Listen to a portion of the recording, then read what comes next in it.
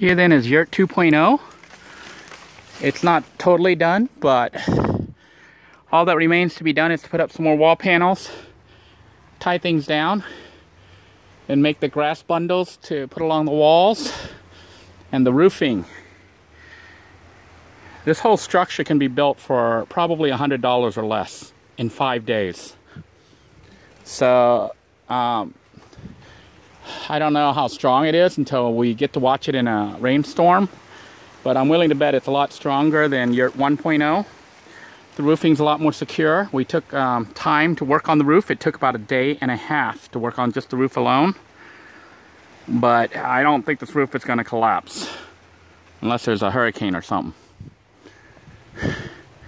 The walls themselves are probably not as stabilized as the previous Yurt, but we are using real wood here with beams, 2 by 3 beams, and then 1 by 2 cross beams, and I think it is going to be strong enough. I'm going to be running cordage along the bottom to secure the panels in place, and then I'm going to run some more cordage along the sides to help secure things in place, as well as use them for tie downs for the grass that we're going to be putting around the entire structure. We're going to turn this into like a grass hut.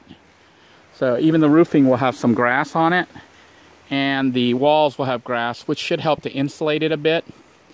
And I may do some fancy touches like putting windows in here. I haven't decided on that yet, but more than likely I will, just so we can get some cross ventilation. But for now, this is how we're going to leave it. It is, I thought it was way bigger than Yurt 1.0, but looking at it, I'm thinking it's actually about the same size. Maybe just a little bit bigger, maybe like a foot bigger. But it looks roughly to be roughly the same size. Just more circular than Yurt 1.0, which kind of was semi-oval. So hopefully we can finish this thing up within this next week. I may have a potential job lined up. So even though this was being built to live in, I may not have to live in it, which to me is actually a good thing. Because then if I can get the job, depending on how it goes, child support can be handled, assuming I can get DOR and the courts to not, you know, take away my license and whatnot. Then I'll be doing YouTube part-time as time permits. I'll have to try to finish this guy up, this Yurt right here, because I don't know when I would start on the new job. I haven't even called them yet, but I was told that they will more than likely hire me. So cross your fingers, pray for me, and hopefully everything works out. Until next time, everybody, thank you for tuning in. I hope you guys have a great day. So here then is Yurt 1.0, completely stripped down. Tried to clean up as much as I could, all the little pieces and stuff. I'm leaving it intact for now because we may need the fronds for other projects. But also, this position, this particular spot is actually a better spot for the Yurt than the new spot for Yurt 2.0. And the reason it's better is it's actually cooler here than the other spot because of all the trees overhead. They provide a lot of shade over here. And there seems to be an open field here with the water, so the breeze blowing through here is a lot cooler. The location for Yurt 2.0, even though it's just, what, about 30, 40 feet away, it's less windy because there's more brush all around.